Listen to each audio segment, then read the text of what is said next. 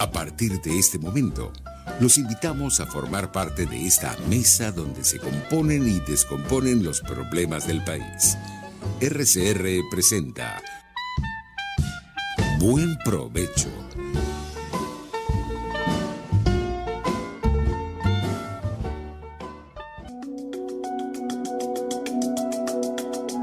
Monitor de Derechos Humanos, con el abogado penalista Fernando Fernández.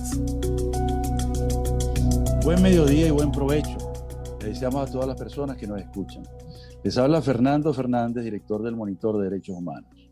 Seguidamente voy a hablar de los créditos. Dirección General de la Estación, Jaime Nestares. Gerencia de Producción, Wilix Arcaya. Producción del programa, Carla Sons. Controles, Gregorio González. Y conducción, quien les habla, Fernando Fernández. Este programa está en todas las plataformas digitales, rcr750.com, rcr.tv y rcr750. En YouTube, rcr750. Esta es la radio que se ve. El Monitor de Derechos Humanos tiene cuentas en Twitter, @dhmonitor y @fm_Fernández. Tiene también las etiquetas Monitor DDH y Observa Crímenes. El correo electrónico es fmfmonitordh@gmail.com. Hoy miércoles 27 de abril de 2021 tenemos el gusto de contar con la presencia del abogado y profesor Ali Daniels, quien es director de Acceso a la Justicia y quien tiene una muy larga y muy intensa carrera en la defensa de los derechos humanos, como director de esa estupenda ONG. Y vamos a hablar con él sobre la Providencia 001-2021 de la Oficina Nacional contra la Delincuencia Organizada y el Financiamiento del Terrorismo. Y vamos a ver el impacto que tiene esta providencia en las ONG humanitarias de derechos humanos y en otras asociaciones civiles sin fines de lucro. ¿Cómo estás, Ali? Bienvenido. Gracias por estar con nosotros.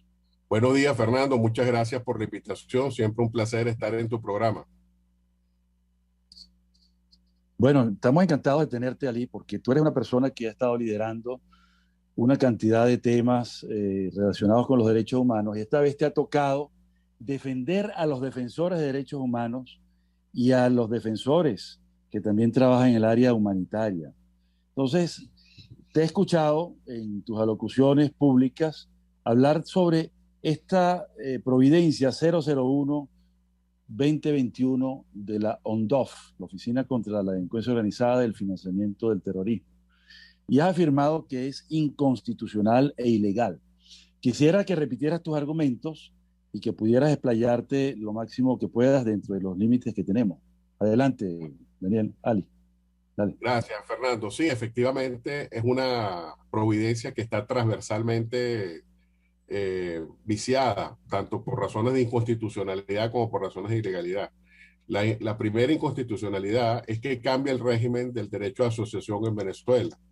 Es decir, el derecho de asociación en Venezuela no está sujeto a permisos, es un derecho que está limitado solo por la voluntad de los asociados, y aquí se cambia a un régimen de permisos, donde una asociación o una fundación solo podrá funcionar cuando las autoridades así lo determinen. Además, es discriminatoria porque a las fundaciones, a las asociaciones civiles y a las ONGs se le pide más requisitos que al resto de los obligados por la ley. Por ejemplo, a las fundaciones y asociaciones se les pide la lista de beneficiarios. A las sociedades mercantiles, por ejemplo, no se les pide su correlativo, que sería la lista de clientes.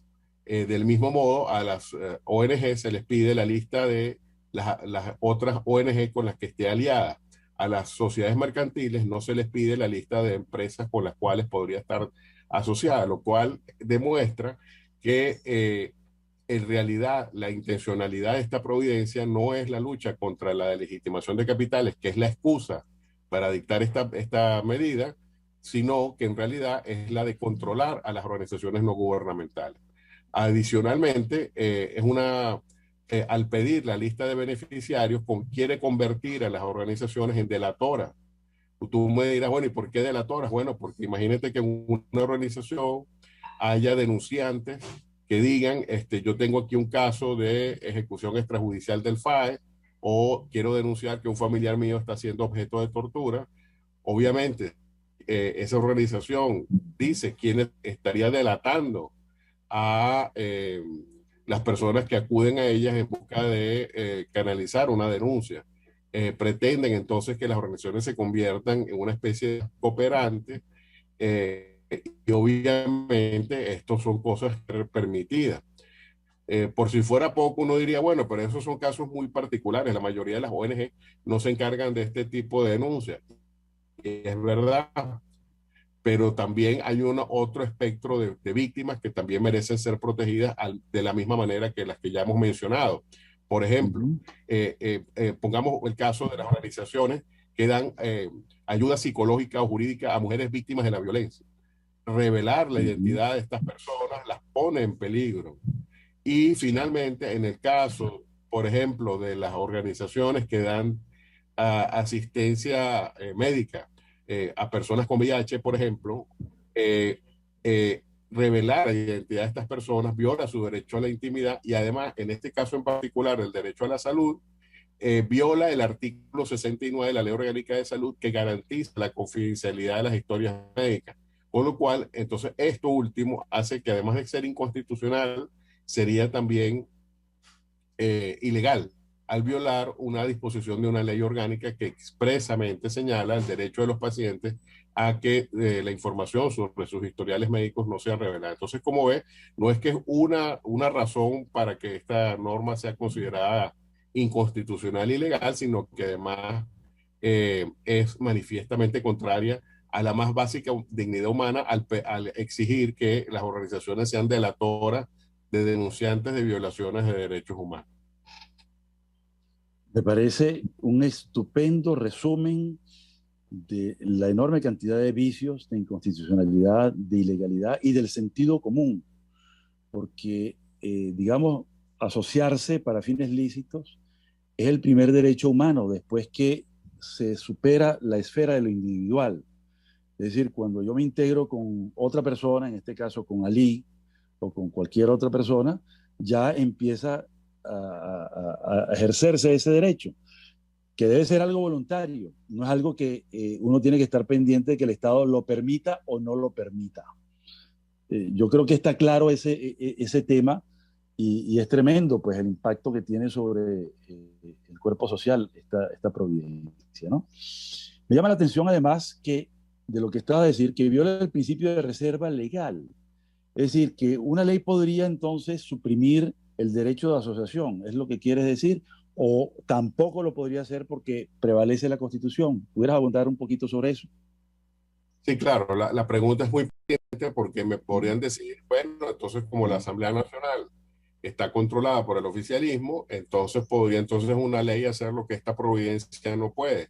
Y efectivamente, no puede, lo que puede hacer una ley es establecer límites y condiciones para un ejercicio de un derecho, pero tales límites y condiciones no pueden afectar el núcleo básico del ejercicio del mismo. Y en este caso, de suponer que se puede cambiar el régimen jurídico desde digamos, desde la libertad, que es el caso del derecho de asociación, como tú muy bien lo has señalado. Si un grupo de personas quiere asociarse para observar pájaros en el Ávila, cuando deciden asociarse, lo que hacen es notificarle al Estado. Es como el caso cuando uno se casa. Claro. Uno pide permiso, si uno es mayor de edad, Perfecto. uno no pide permiso para casarse. Uno le informa al Estado que tiene la voluntad de casarse, y el Estado simplemente recoge y pone en un documento esa voluntad. En el caso del derecho de asociación es exactamente igual. Si el objeto es lícito, que es lo único que el registrador tiene que revisar, si efectivamente el objeto es lícito, a partir de ahí se trata de un acto reglado, un acto que obliga a que la administración recoja esa voluntad. Entonces, en ese sentido, cambiar el régimen jurídico a través de una ley no sería posible, porque cambiaría el núcleo esencial del derecho de asociación, donde el Estado se limita a ser notificado. Eso está muy bien y es excelente el ejemplo del matrimonio, donde uno expresa su voluntad y le comunica al Estado, yo quiero vivir con fulanito o con fulanita, y bueno, lo notifico, lo informo, y vienen luego las fórmulas sacramentales para garantizar ese contrato, pues esa unión, ¿no? Ahora bien, entonces estamos en una cosa muy peligrosa, Ali, por lo que estoy entendiendo y creo que tú compartes, que no es que se están regulando ni restringiendo derechos, sino que se están suprimiendo, lo cual supone entonces una violación al Pacto de Derechos Civiles y Políticos y puede estar, digamos, subsumido esta conducta también en un crimen de lesa humanidad, en este caso del crimen de persecución. ¿Qué piensas de eso? Bueno, es que justamente, ¿no? Y una cosa que queremos además agregar a lo que tú señalas es que el gobierno, la única excusa que tiene para hacer esto que está haciendo, que efectivamente es un delito de persecución, sería, porque además ya ha habido casos donde ha habido detenciones, con lo cual en este supuesto se cumplen los presupuestos del delito de persecución, en este caso los compañeros a sus positivos, que han sido detenidos objeto de esta medida ahora también.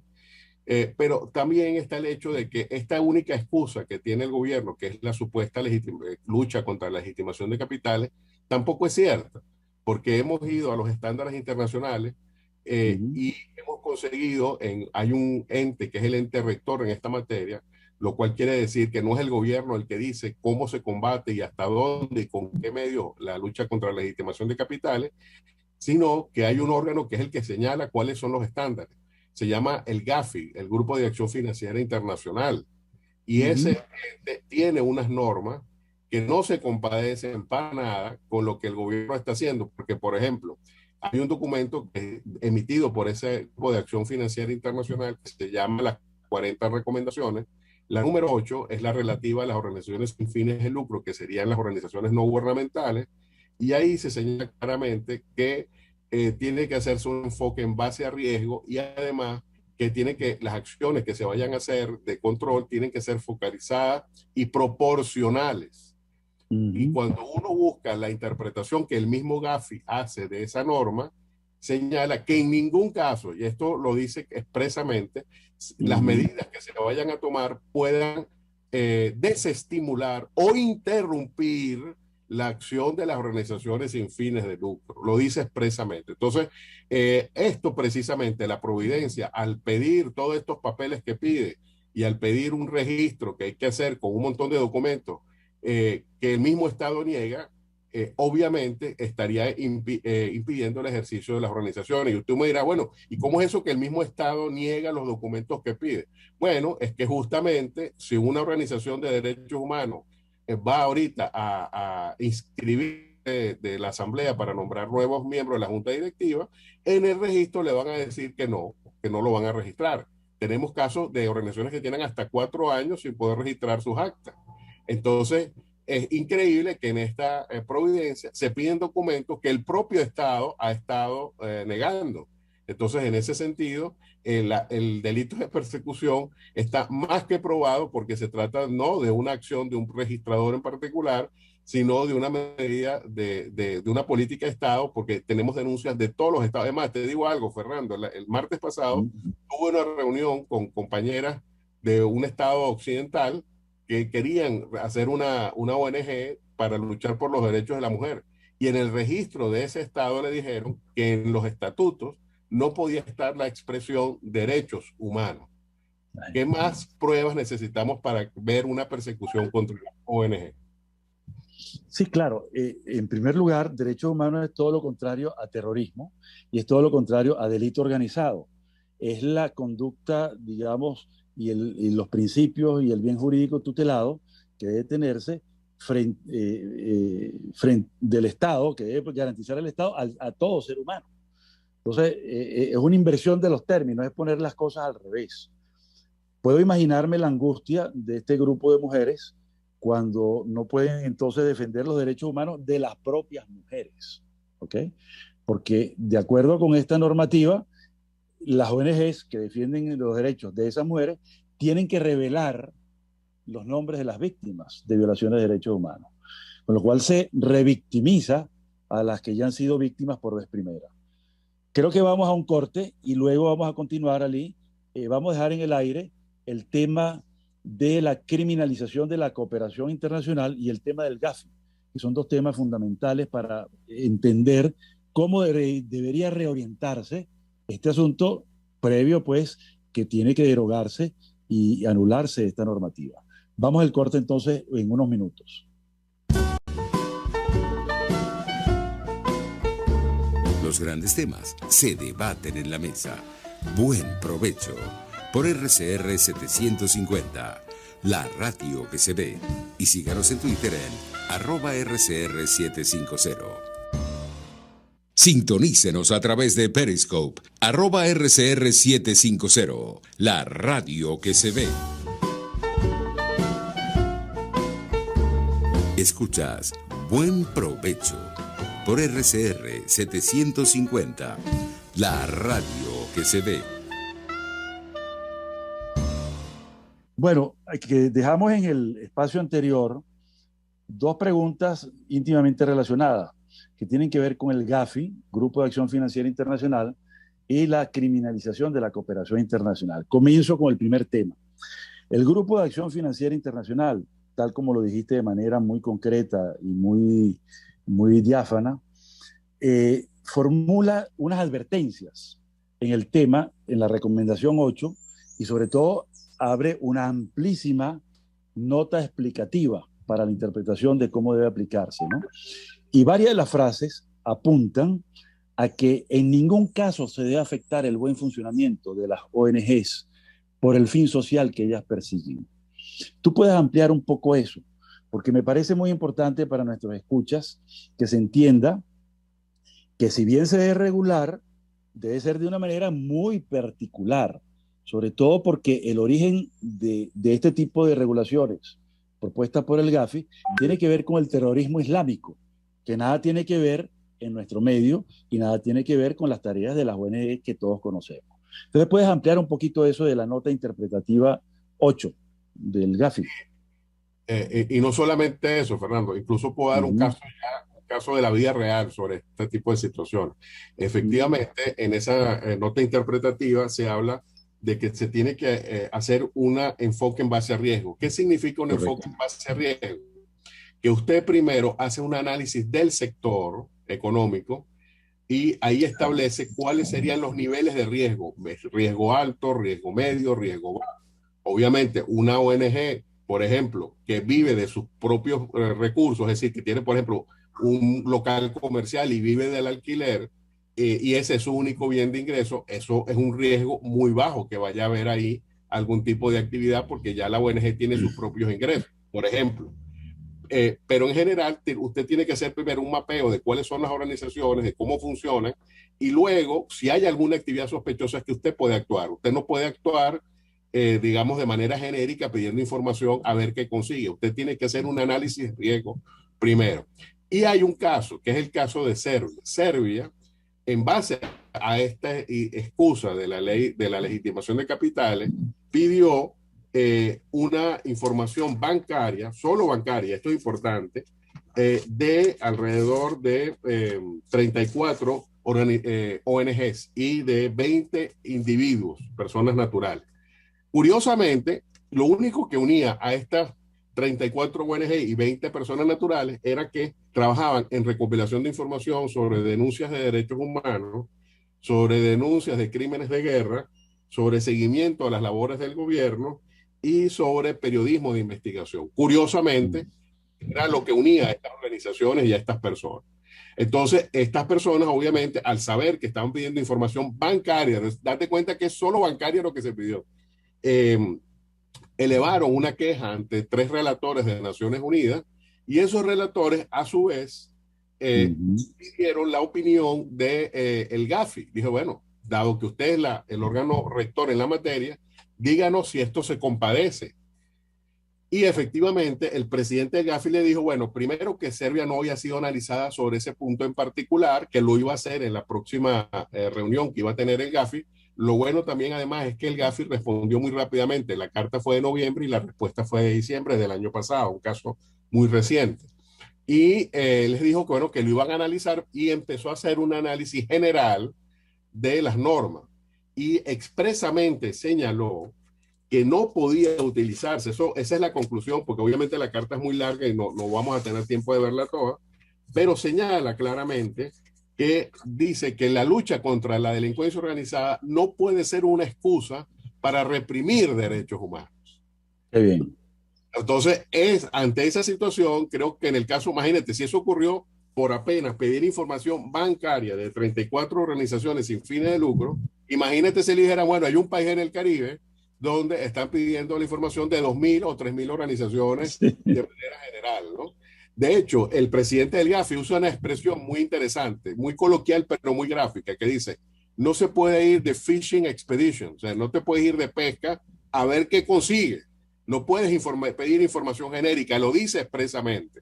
Tiene que ser una evaluación en base a riesgo y luego la determinación previa de irregularidades que te pudieran permitir abrir una investigación. Y además recalca que las organizaciones sin fines de lucro no deben ser interrumpidas en su labor porque ellos saben de la importancia de las ONG en la sociedad actual. Entonces, esa carta para nosotros es oro en polvo y además nos tiene que permitir ir a esa instancia, que es el paso que nosotros queremos dar, para que entonces decirle, mira, aquí tienes esta providencia. Dinos, por favor, si esto efectivamente es lo que el gobierno dice que es, porque no podemos entender cómo la anulación de derechos puede ser la excusa para decir que se va a luchar contra la legitimación de capitales. Dice él expresamente que no son incompatibles y que unos tienen que convivir uno con el otro. La lucha contra el terrorismo y la legitimación de capitales junto con los derechos humanos. Ya que mencionas el terrorismo, ahí está el origen del por qué se incluyeron a las ONGs humanitarias en este tema, porque hasta el año 2001 las ONGs no figuraban en el mapa del tema del lavado de activos. Empiezan a figurar con motivo del derrumbamiento de las Torres Gemelas, porque se vinculó que Al-Qaeda tenía como fuente de financiamiento ONGs humanitarias islámicas, a través de un sistema de transferencias que se hacían y se financió ese enorme golpe terrorista. El financiamiento fue de unos $500.000 y los daños fueron terribles, 3.000 muertos y más de $70.000 millones en pérdidas económicas.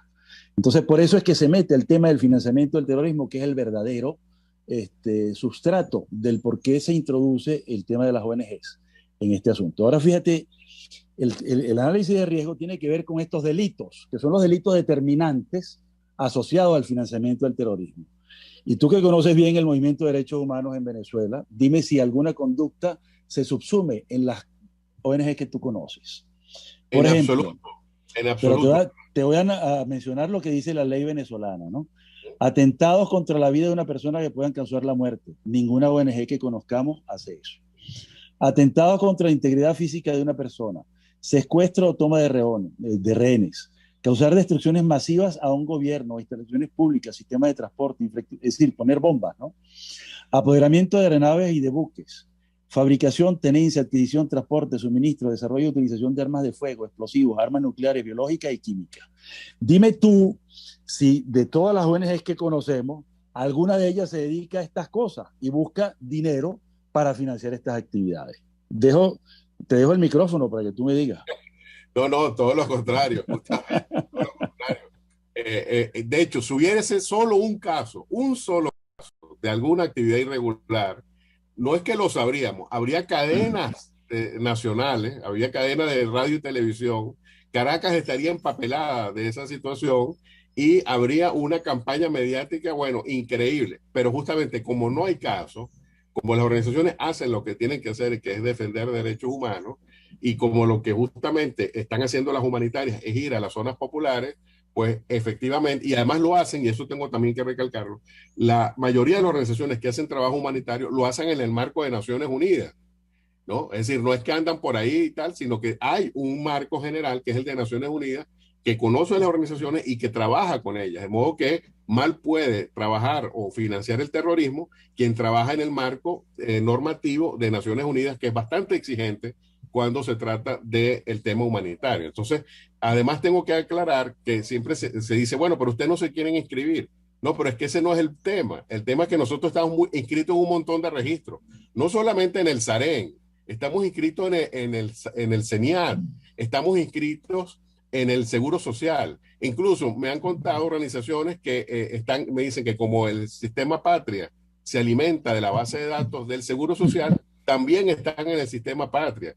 Para una organización actuar en los consejos de protección de niños, niñas y adolescentes, tiene que estar inscrito. Si usted quiere combustible para llevar medicinas en los estados, usted tiene que estar en el registro de combustible de ese estado. Es decir, estamos en un montón de registros, de modo que no es verdad que no saben quiénes somos, no somos de ninguna manera clandestinos, pagamos impuestos cuando hay que pagarlos, hacemos las retenciones de impuestos cuando hay que hacerlas, de modo que no pueden decir que no saben quiénes somos porque estamos claramente identificados. Entonces no es un tema de que nadie sabe dónde estamos ni cómo funcionamos, sino que es un tema de que quieren saber qué es lo que hacemos y cómo lo hacemos. Por ejemplo, el tema de las alianzas, que no lo hemos comentado. O sea, ¿cómo vamos a decir, por ejemplo, se me ocurre un ejemplo? Si unas organizaciones se unen para llevar casos ante la Corte Penal Internacional, ¿cómo pretende el gobierno que esa información se le dé?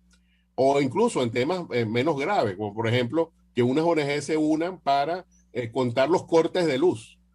Esa información no se le puede dar al Estado, porque eso pondría en peligro a las personas que hagan ese conteo. Entonces, como ve, es un tema tan sencillo, pero al mismo tiempo tan grave, que no entendemos cómo el Estado no ve que justamente esta providencia está tan alejada de lo que dice ser, que lo que queda es simplemente su derogación.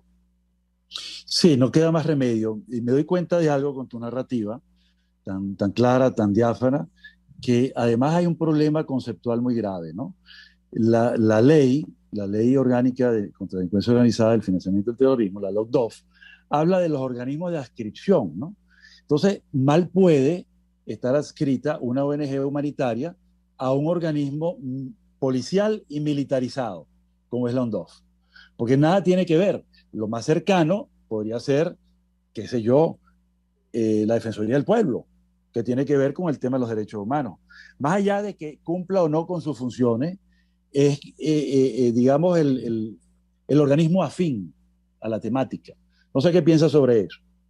Sí, ese tema militar que acabas de decir, porque esta providencia está firmada por un general, es un tema importante porque además la providencia indica que una vez se entreguen los recaudos, podrán hacerse visitas in situ. Y dado que el jefe es un militar, no nos extrañaría que quien haga esas visitas in situ sea otro funcionario militar.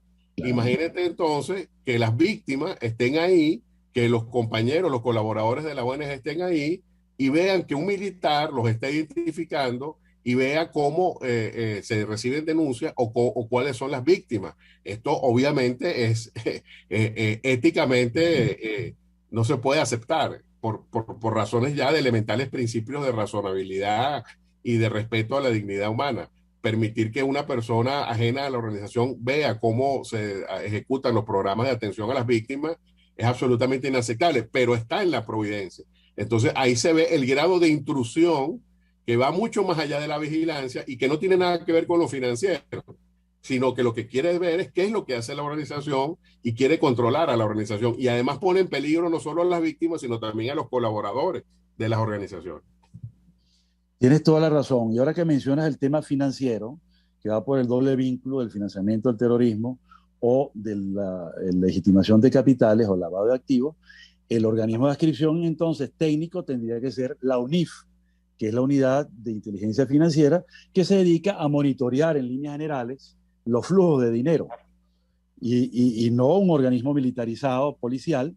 Es que de imaginarme nada más, con tu descripción, Ali, imaginarme una persona que está en una ONG que da apoyo psicológico. Está la víctima llorando su desgracia, su sufrimiento, y llegan entonces unos militares uniformados con armas con un AK-47, 103 o 104, yo no sé los números, en traje de campaña, a hacer una visita in situ. ¿Qué puede ocurrir con esa víctima? Así es. Que va a contar su sufrimiento, ¿no? Claro, y ojo, y además no hay ningún límite. O sea, ni siquiera dice que te deben avisar con un tiempo de antelación o cuánto puede durar esa visita. Es decir, podría tratarse de días. Entonces imagínate tú la situación de estar varios días conviviendo con una persona que tiene una formación militar y que justamente podría pertenecer a uno de los órganos de seguridad del Estado que están siendo denunciados. Es que es absolutamente inadmisible. Tú mencionas una palabra que llamó mucho la atención, que es la intrusión. La intrusión es un campo que no es el correspondiente a las funciones de un organismo militar en este tema, ¿no? Que debería estar combatiendo organizaciones ya militares o guerrilleras que están en la frontera, que están en otros lados y no justamente en la labor humanitaria. No sé qué piensas sobre eso. Es así. Y además hay que decir también otro elemento fundamental en la lucha contra la delincuencia organizada.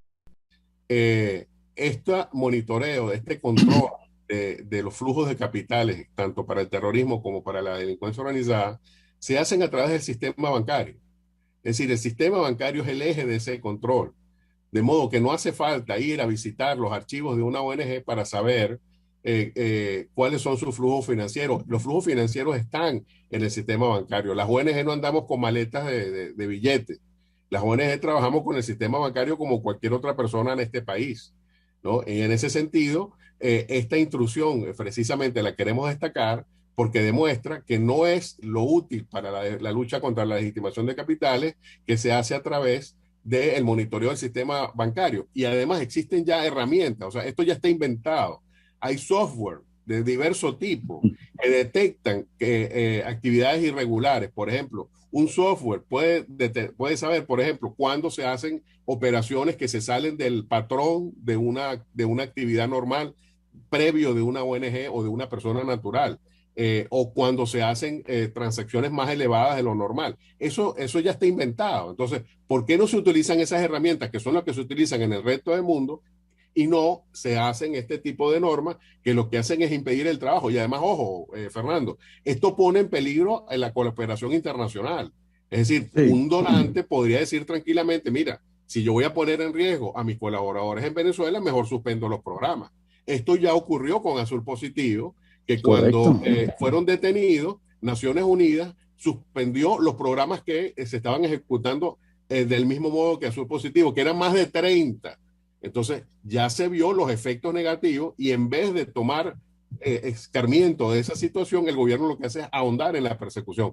Es increíble que además de generar la emergencia humanitaria compleja, el gobierno además lucha contra los que trabajan para que esa emergencia humanitaria afecte menos a los más necesitados.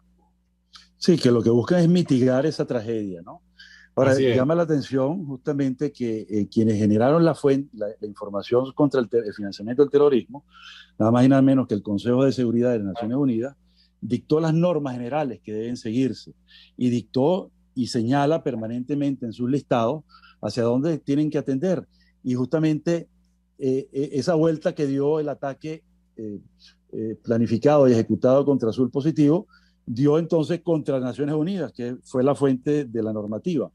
Entonces llama la atención, pues, primero lo demencial de este sistema, lo absurdo y lo francamente inconveniente, porque termina matando la fuente de pequeños suministros que lo que hacen es mitigar el dolor, mitigar el sufrimiento, mitigar toda la tragedia que viven las víctimas. Bueno, estamos ya en el segundo corte. Vamos a parar aquí y vamos a comenzar con la cooperación internacional en el último corte y en las conclusiones y recomendaciones. Así que muchas gracias y ya regresamos. Análisis, opinión, entretenimiento y mucho más. Escuchas Buen Provecho por RCR 750, la radio que se ve. Puedes seguirnos en nuestras redes sociales. En Twitter, @RCR750, la radio que se ve. Tarot, ciencias ocultas. Descubre el motivo de tu mala suerte. Regresa tu ser amado. Domínalo. Aleja enemigos. Mejora tu suerte. Empleo. Salud. Parapsicólogo Anthony. 0412-738-5289. RCR 750 AM, porque lo bueno une.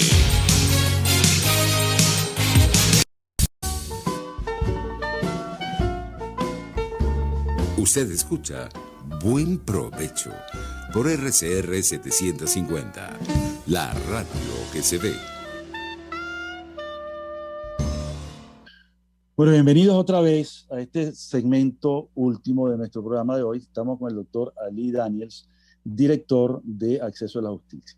Quedamos pendientes con el tema de la cooperación internacional y con el tema también de qué hacer ante esta disyuntiva, qué deben hacer las ONG. Sí, continuemos entonces con la cooperación internacional, que tiene que ver no solamente con organismos multilaterales como Naciones Unidas, sino también con otras ONGs y por supuesto con particulares, con personas que generosamente donan dinero, recursos, capacidades, los voluntarios. Hay ONGs de varios millones de voluntarios, por ejemplo, Amnistía Internacional tiene 10 millones de voluntarios. Entonces, ¿qué va a pasar con los voluntarios? Dejamos en la palabra a Ali Daniels. Sí, eso que acabas de decir de la cooperación internacional es fundamental, Fernando, porque precisamente en el caso de Serbia, en la carta de los relatores que piden información al Gafi, ellos señalan que la cooperación es parte esencial del derecho a asociación. Es decir, vinculan el derecho a asociación al tener acceso a fuentes legítimas de financiamiento. Eso es algo vital para muchas organizaciones. Entonces, aquí se ha tratado de criminalizar la cooperación internacional y pareciera que cualquier organización que recibe fondos del extranjero es una traidora a la patria o cualquier otro delito que a ellos se les ocurre, cuando en realidad, tal y como señalan los relatores, esto es parte del derecho a asociación. Entonces, en ese sentido, no hay ninguna razón para perseguir a la cooperación internacional, y menos aún en el supuesto de las organizaciones humanitarias, que como tú muy bien señalas, pues se encargan es de paliar en alguna medida toda esta terrible situación. En el caso de los compañeros Azul Positivo, el programa que se suspendió era un programa que le daba tarjetas prepagadas a familias que estaban en situaciones extremas para que compraran alimentos en los bodegas de la zona. ¿Cómo puede ser eso terrorismo? ¿Cómo puede ser eso legitimación de capitales? Entonces, en ese sentido, la cooperación internacional es un derecho. Y además, ahí hay un principio, que es el principio de alcanza el ejercicio en el ejercicio de un derecho, un estadio, un nivel, usted no puede ir para atrás.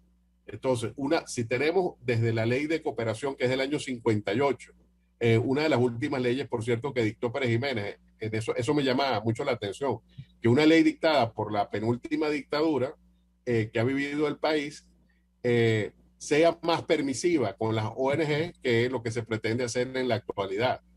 Esa ley más bien le da una bienvenida, que es la ley vigente, le da bienvenida a la cooperación internacional y establece mecanismos para que las ONG participen de la cooperación internacional. Entonces, no hay razones ni para criminalizarlo, sino más bien para estimular la cooperación, y eso es justamente lo que exactamente lo contrario que se está haciendo con esta providencia. Lo que está haciendo es desestimulando a las organizaciones al establecer estos parámetros que son de imposible cumplimiento. Está claro que no hay manera lógica de confundir las actividades lícitas que realizan las ONGs con actos de terrorismo o con actos de delincuencia organizada. Entonces, ¿a qué obedece toda esta arremetida, todo este ataque? Se trata de la implantación de un concepto del enemigo interno. Se trata de un derecho penal del enemigo. ¿De qué se trata, Ali? Bueno, hay varias razones, ¿no? Una de ellas es que, y siempre hay que hablar de eso cuando se trata de las intenciones gubernamentales, es el tema financiero. Es decir, el gobierno nunca ha ocultado que su deseo es que toda la ayuda humanitaria sea canalizada a través de los mecanismos gubernamentales. Pero como tú muy bien has señalado, eso no depende del gobierno, eso depende de los donantes y depende de la confianza que los donantes tengan en quien ejecute la ayuda humanitaria. Es decir, si Cáritas Alemania, que es una organización de la Iglesia Católica en Alemania, conoce la actividad de Cáritas Venezuela y confía en Cáritas Venezuela, ¿por qué le va a dar el dinero a otro ente? Se lo da a quien tiene confianza, en quien sabe que le ha rendido cuenta. Y en ese sentido es una cosa que yo quisiera destacar. Las organizaciones no es que andamos por ahí con un cheque en blanco y hacemos lo que queremos. Si los funcionarios gubernamentales venezolanos tuvieran la mitad de los controles que tiene la ONG, aquí no se perdería una bolsa CLAP. porque las organizaciones constantemente están rindiendo cuenta de lo que hacen, Sí, constantemente. Entonces, en ese sentido, el tema de que la cooperación tiene que ser controlada es mentira, porque la cooperación está siendo controlada constantemente. Damos cuenta constantemente de lo que hacemos y cómo lo hacemos. Entonces, en ese sentido, pues otra razón que nos dice que el gobierno está queriendo perseguirnos es porque además las organizaciones tenemos información delicada, y no solamente las que reciben denuncias de crímenes de lesa humanidad, sino, por ejemplo, Susanita Rafali, nuestra admirada Susana. Ella tiene un programa para luchar contra la desnutrición, un programa que abarca varios estados del país. Gracias a ese programa, ella ha podido determinar, por ejemplo, que del año 2019 al 2020 se duplicó la cifra de niños con desnutrición aguda en niños de menores de 3 años. Esa información para el gobierno es muy dañina y es otra de las causas por las cuales existe esta persecución, porque se sabe que las organizaciones, al estar en el terreno, tienen información que al gobierno no le conviene.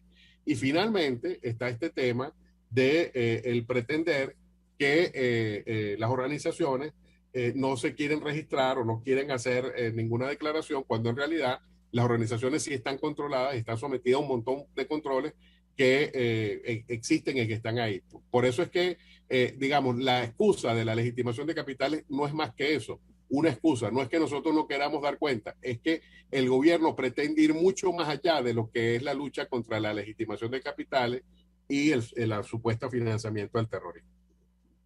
Además que hay un error de puntería porque nada que tiene que ver con los delitos determinantes que conversábamos al principio, ¿no? Bueno, mira, estamos ya en la fase final y me llama mucho la atención el tema de que tú dices de los controles, ¿no? Los controles son muy importantes y cada vez que una ONG internacional financia algún proyecto, se basa en eso, en la delimitación de un plan de trabajo con un marco de referencia bien ponderado, bien arbitrado, y por último la rendición de cuentas. Entonces, es muy fácil pedir, bueno, se ejecutó tal cosa, se detectó que hay desnutridos en tal parte del estado Lara, del estado Aragua, del estado Zulia, lo que sea. Bueno, ahí es donde justamente el gobierno podría apoyarse en esa data, en esa información, para ponerle remedio al caso de desnutrición. Es decir, en los países donde funcionan bien las ONGs, un marco de referencia apto para que ellas funcionen, los gobiernos se nutren de la información que le dan las ONGs para formular políticas que remedien alguna crisis. Entonces, bueno, me gustaría, Ali, que nos des, digamos, un cierre y que nos des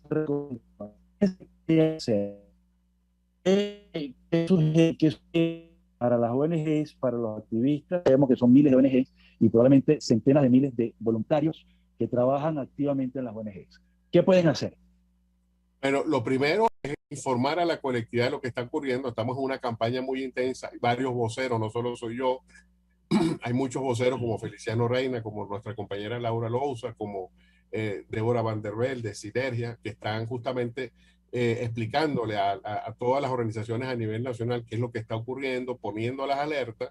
Esto ha generado todo un movimiento de rechazo a la providencia que se manifestó en este comunicado suscrito por un número increíble de organizaciones, más de 700 organizaciones suscribieron este comunicado. Este es un comunicado histórico.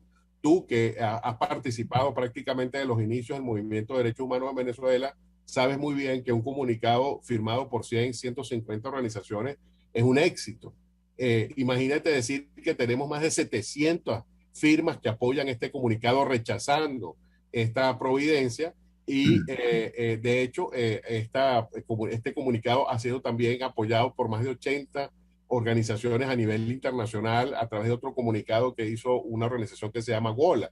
Es decir, hay una reacción en bloque, en unidad por parte de las organizaciones y en ese sentido lo que estamos haciendo también es llevar el caso ante organismos internacionales. Ya se expuso la situación a los representantes de la alta comisionada aquí en el país, así como el coordinador humanitario de Naciones Unidas en Venezuela. De modo que, y lo elevaremos a otras instancias, como por ejemplo el propio Gafi, como del que hemos estado hablando, como a relatores del Consejo de Derechos Humanos para que se pronuncien y sobre todo a la comunidad internacional, porque es tan sencillo como que un país que tenga su propia regulación diga, bueno, ¿cómo es que en Venezuela se pide esto si aquí es imposible, de acuerdo con la legalidad de mi país, a pedir este tipo de información?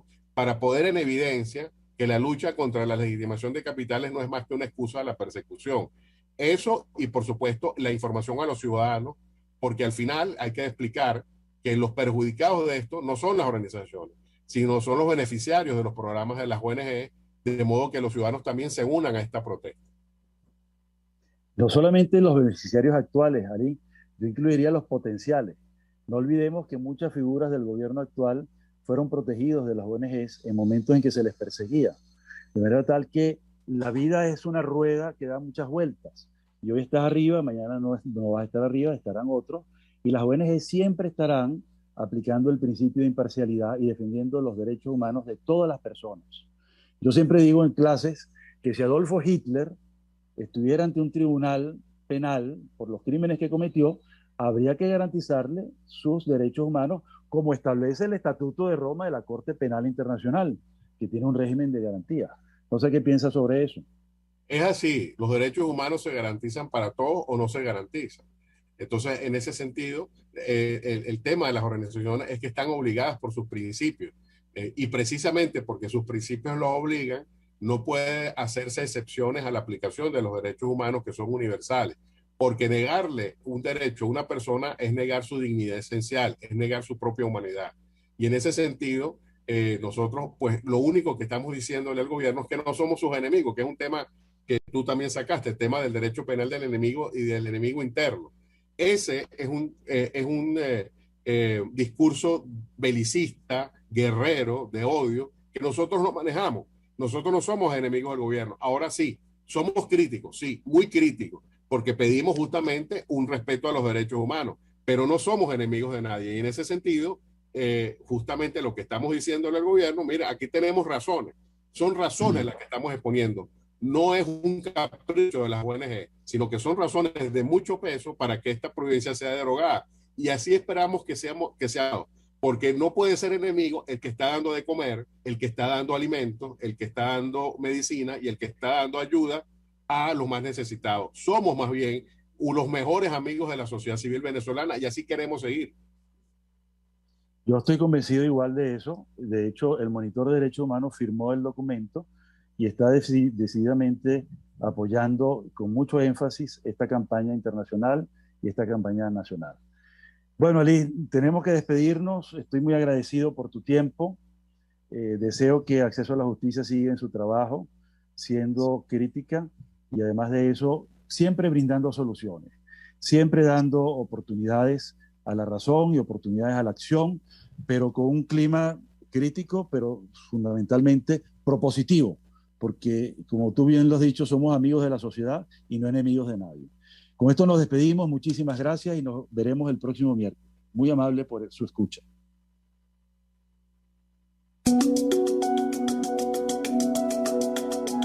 Monitor de Derechos Humanos, con el abogado penalista Fernando Fernández.